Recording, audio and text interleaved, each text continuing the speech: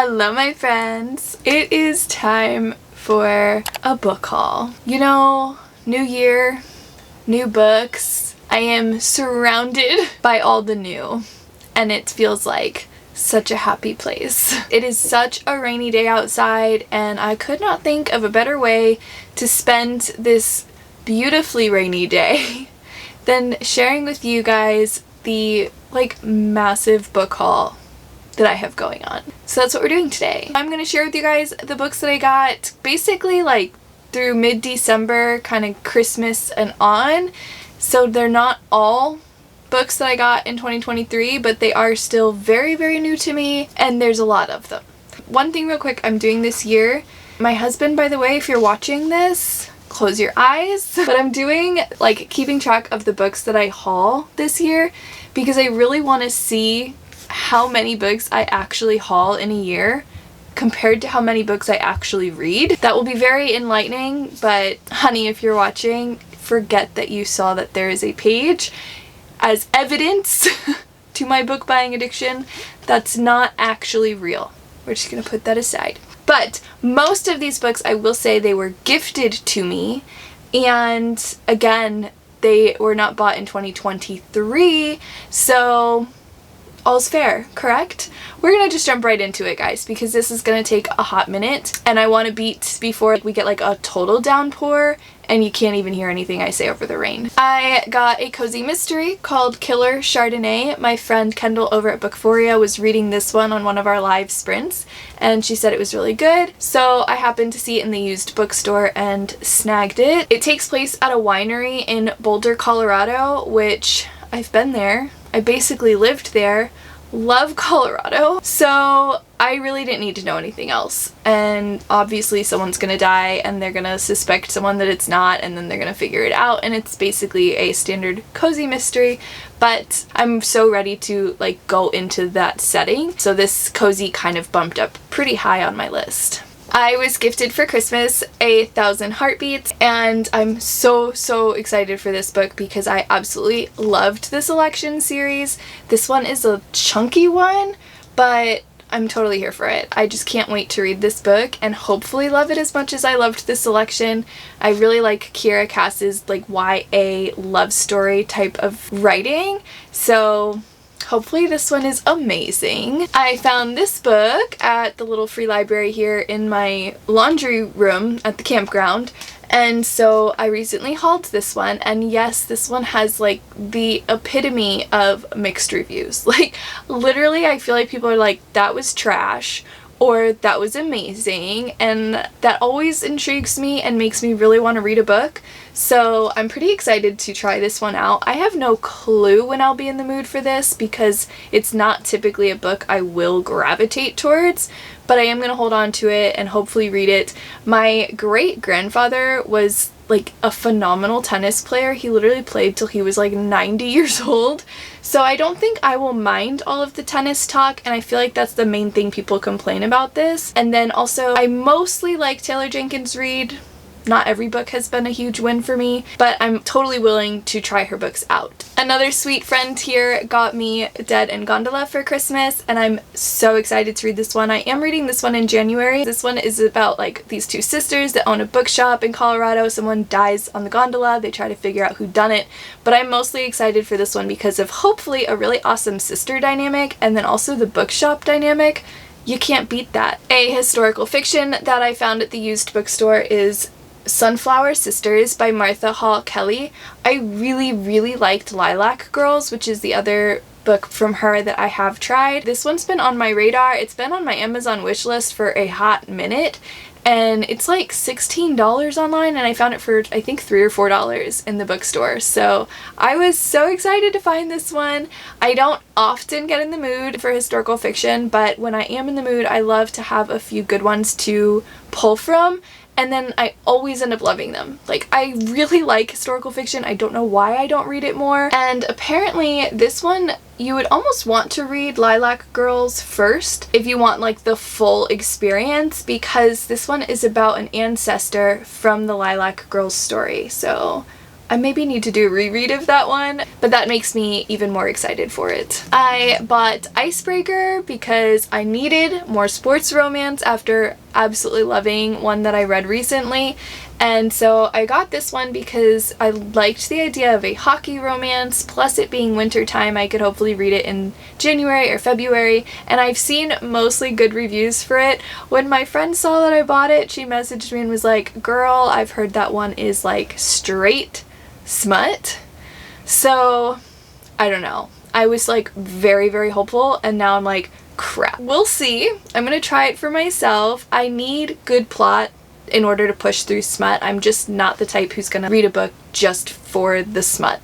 So don't come at me for that. It's just my personal preference. So hopefully there is some plot and I will like this one as much as I really hoped that I would. Which leads me to another romance that I bought that I kind of hear the same things now, is The Fine Print. I'm gonna try this one too and hopefully like it. I hear it's amazing, so I will see for myself. And this one has like a very unique plot line. The lead male in this one creates theme parks and then he hires this girl. So it's gonna be like a workplace romance is what I gather, but I feel like that's like a really interesting dynamic, is the creation of theme parks and that type of business, so that piqued my interest a little bit. Another one that I found at the little free library here was The It Girl by Ruth Ware. This is another one that I see very mixed reviews for. Very, very mixed. So I'm also nervous but intrigued because, again, the mixed reviews intrigue me. I have literally no clue what this one's about. I think it's like a thriller at school, college, Oxford.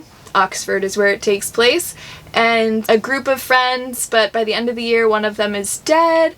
So I don't know, this kind of gives me like Pretty Little Liars vibes, which if it's anything like that, I'm going to love it, but the bad reviews make me a little bit nervous. One of my friends on Bookstagram got me the Bromance Book Club. This one's been on my list for literally way too long, and I hear it's so funny and so good, so I can't wait to read this one. It's just about a bunch of guys, I think Major League Baseball players, and they want to know how to please their women, so they start a romance book club for the guys. That's so fun. I'm just really excited for what will hopefully be like a comedic relief from this book and just like a fun read when I'm in the mood for that. I also was gifted Beyond the Clouds. This is a manga that looks so cute. I'm just collecting like all the manga series that I want to get into, and I can't wait to read this one. I do hear from a few of my friends that have already read it that it's very good. It seems like it would have like a steampunk setting to it, which is a lot of fun. I haven't read anything with that type of element to it. This kid is like giving up on his dreams, but then he meets this injured girl with wings and everything changes. He helps her fix her wings and their quest will take them beyond the clouds. So it might even have like a disability trope to it. I'm really excited to try this one. This purchase better not let me down, and that is Hooked. This is a Never After novel. I've seen this one trending on TikTok more than anywhere else. It's like a Peter Pan retelling in a more romance form, and that just sounds really exciting to me. This guy James has always had one agenda, and that's to destroy his enemy. So when his enemy's 20-year-old daughter Wendy shows up in his bar, he sees a way in, seduce her, and use her for his revenge. But I imagine that's not going to go according to plan, and I hope this is going to be just a fun fairy tale retelling that's maybe a little bit more mature with that twist of romance in it.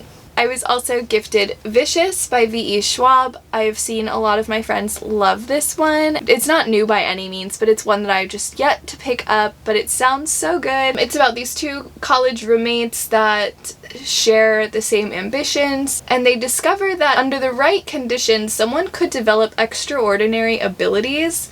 But when their thesis moves from the academic to the experimental, things go horribly wrong. I don't know, I could be very wrong, but it sounds like possibly a Frankenstein type of retelling. I'm really going into this one very blind because it doesn't explain a lot. all I'm riding on is the fact that people absolutely love it. One that I am so excited and I cannot wait to get to is Better Than the Movies. This one is trending everywhere and I've never seen a bad review for it. It is a YA romance, which I mostly enjoy as long as like the characters aren't whiny and super immature. But I hear this one is fantastic. It sounds like it's probably a friends to lovers story. They were neighbors that just hated each other. He was a total pain in the butt. And then 10 years go by and she now needs that same neighbor's help to, I think, fake date so that the guy she thinks she really likes notices her. We all know where that's gonna go, but it sounds so adorable and I cannot wait to read this one. If you've been here for a minute, then you know that I just recently read Binding 13, which I don't know how any book is gonna top that this year. So I instantly, well, I was like halfway through that book and I bought Keeping 13. This is the sequel to Binding 13 and I don't know how I'm restraining myself from picking this up like right this second. I'm just in the middle of a couple other books and trying so hard to stick to my TBR, but I'm not resisting much longer. I can't wait to read this book. It is just as huge as Binding 13 was, but I'm so excited for it. And if you don't already know, it's a sports romance with rugby players and it takes place in Ireland. There's a ton of drama in this one, a story of physical abuse going on at home. So this is not a cutesy romance to go grab yourself and pick up. It's got some deep drama in it, so definitely check your trigger warnings and stuff like that before grabbing this one, but I'm literally obsessed. Another romance book that I'm a little bit nervous to try, but I'm also excited, is Magnolia Parks. I'm realizing right now that this is basically just a romance book haul, but that's okay. We're going into February. So this one I see trending a lot again over on Book Talk, and I hear it's amazing. I do think it's like a toxic love story, so if that's not your thing, maybe steer clear or double check the reviews, but I don't mind a little bit of drama in the love story as long as it's in a book and not my real life. Okay? This one I'm pretty sure just has to do, like I said, with like a toxic love. There's literally no synopsis on here. None. So that's it. That's all I got. Another friend bought me Cheat Sheet for Christmas and I'm so excited about this one. I do hear that Sarah Adams writes like a much cleaner romance. It's really small. Definitely gonna fly right through this, and it is another sports romance because I literally can't get enough now. She's a ballerina who had a car accident and now couldn't go professional, and he is a football player. So this will be a fun one. I'm really excited to read it. I'll probably read it in February. And another friend bought me The Great Alone by Kristen Hanna. This one is a reread for me. I asked for it because I loved this book, but I didn't own my own copy, so I was so thankful to finally have my own copy, and I hope to reread it this year. I just was really moved by this story and really want to revisit it and maybe like highlight it and tab it. It was definitely a very dramatic family story. I just remember that it spoke to me a lot. Another cozy mystery that I got is On What Grounds.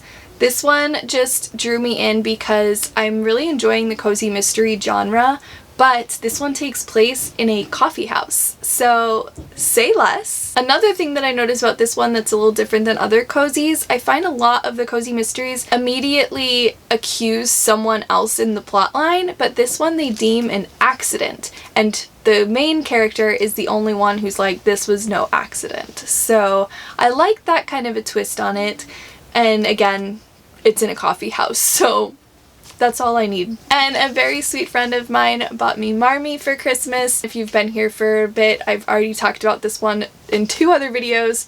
I am so excited to read this book because I absolutely love Little Women, and I just expect that this story told from the mom's perspective. I hear it goes through like basically the whole story of Little Women, but from her point of view, and I just really expect that that's going to move me to literal tears and just kind of change my life a little bit, and I love that so much in a book, so I'm very excited to read this book. And the last book, thankfully, because my throat is closing up on us, is Twisted Love. I love the blurb at the top of this one. It says he has a heart of ice, but for her, he'd burn the world. So I'm just assuming that it's going to be like a bad boy turned soft, you know, grumpy sunshine, maybe, I don't know. I don't even think I've read the back of this one because I've just seen it trending everywhere and people loving it, so sometimes I just clickbait that stuff. Maybe I should read the synopsis. Yeah, he's got a past he can't escape, a tragedy that's haunted him for most of his life, and he's forced to look after his best friend's sister and starts to feel something in his chest. I'm sold. I love the like best friend sister trope. I just think that's so adorable because it's kind of got this forbidden love aspect to it, which I love. And it just makes you go all soft inside, you know? Because then she is a free spirit trapped by nightmares of a childhood she can't remember. Theirs is a love that was never supposed to happen, but when it does, it unleashes secrets that could destroy them both. That one sounds so good. I didn't even realize how good that sounds. I think I'm gonna start it way sooner than I thought I was. So that's a wrap. I'm gonna go get some water. My throat hurts. But I'm so thankful again to everyone who sent me books for Christmas, and then when I was sick after Christmas and I got a few get well soon books. You guys are the absolute best community, and I would love to know if you've read any of these books, if you have any input on any of these that you're like, Jordan, read that yesterday, or if you're like, girl, that one is so smutty, avoid it. Let me know in the comments. If you are new here and you have not subscribed yet, I would really appreciate it if you hit that subscribe button, hit the like button, and stick around. I look forward to seeing you guys in my next video.